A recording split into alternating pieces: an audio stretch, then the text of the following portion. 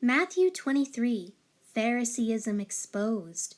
Then Jesus spoke to the crowds and to his disciples, saying, "The scribes and Pharisees have seated themselves in Moses' chair of authority as teachers of the law. So practice and observe everything they tell you, but do not do as they do. For they preach things, but do not practice them. The scribes and Pharisees tie up heavy loads that are hard to bear and place them on men's shoulders, but they themselves will not lift a finger to make them lighter. They do all their deeds to be seen by men, for they make their phylacteries wide to make them more conspicuous and make their tassels long.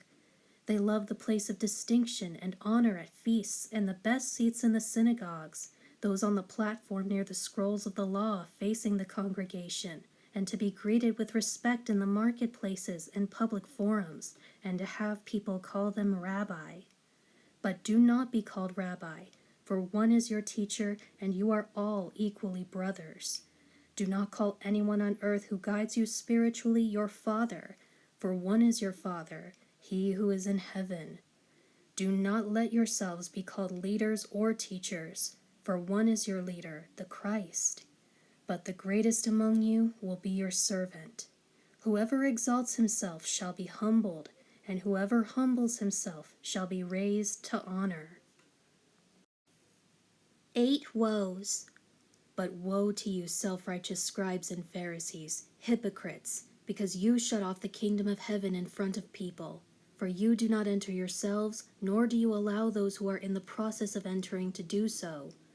Woe to you, scribes and Pharisees, hypocrites, because you swallow up widows' houses, and to cover it up you make long prayers. Therefore you will receive the greater condemnation.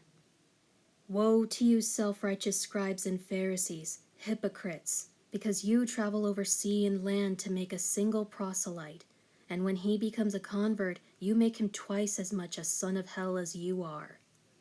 Woe to you, blind guides, who say, "Whoever swears an oath by the sanctuary of the temple, that is nothing, but whoever swears an oath by the gold of the temple is obligated as a debtor to fulfill his vow and keep his promise." You fools and blind men! Which is more important, the gold or the sanctuary of the temple that sanctified the gold? And you, scribes and Pharisees, say, "Whoever swears an oath by the altar, that is nothing. But whoever swears an oath by the offering on it, he is obligated as a debtor to fulfill his vow and keep his promise." You spiritually blind men! Which is more important, the offering or the altar that sanctifies the offering? Therefore, whoever swears an oath by the altar swears both by it and by everything offered on it. And whoever swears an oath by the sanctuary of the temple swears by it and by him who dwells within it. And whoever swears an oath by heaven swears both by the throne of God and by him who sits upon it. Woe to you, self-righteous scribes and Pharisees, hypocrites! For you give a tenth of your mint and dill and cumin, focusing on minor matters, and have neglected the weightier, more important moral and spiritual provisions of the law. Justice and mercy and faithfulness, but these are the primary things you ought to have done without neglecting the others. You spiritually blind guides who strain out a gnat, consuming yourselves with minuscule matters, and swallow a camel, ignoring and violating God's precepts. Woe to you, self-righteous scribes and Pharisees, hypocrites! For you clean the outside of the cup and of the plate, but inside they are full of extortion and robbery and self-indulgence. You spiritually blind Pharisee, first clean the inside of the cup and of the plate. Examine and change your inner self to conform to God's precepts, so that the outside, your public life and deeds, may be clean also. Woe to you, self-righteous scribes and Pharisees, hypocrites! For you are like whitewashed tombs which look beautiful on the outside, but inside are full of dead men's bones and everything unclean. So you also outwardly seem to be just and upright to men, but inwardly you are full of hypocrisy and lawlessness.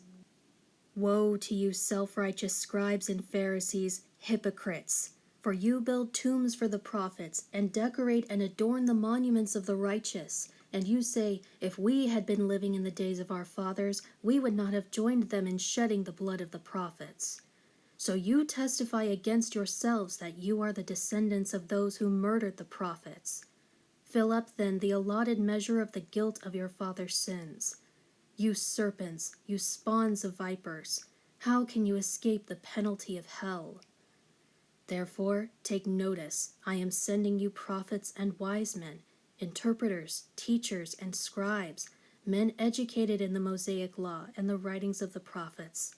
Some of them you will kill and even crucify, and some you will flog in your synagogues and pursue and persecute from city to city, so that on you will come the guilt of all the blood of the righteous shed on earth, from the blood of righteous Abel to the blood of Zechariah the priest, the son of Berechiah, whom you murdered between the temple and the altar.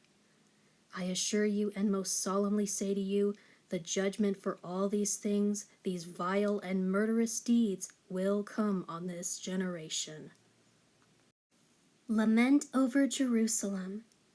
O Jerusalem, Jerusalem, who murders the prophets and stones to death those messengers who are sent to her by God. How often I wanted to gather your children together around me, as a hen gathers her chicks under her wings, and you were unwilling. Listen carefully. Your house is being left to you desolate, completely abandoned by God and destitute of his protection. For I say to you, you will not see me again ministering to you publicly until you say, Blessed, to be celebrated with praise is he who comes in the name of the Lord.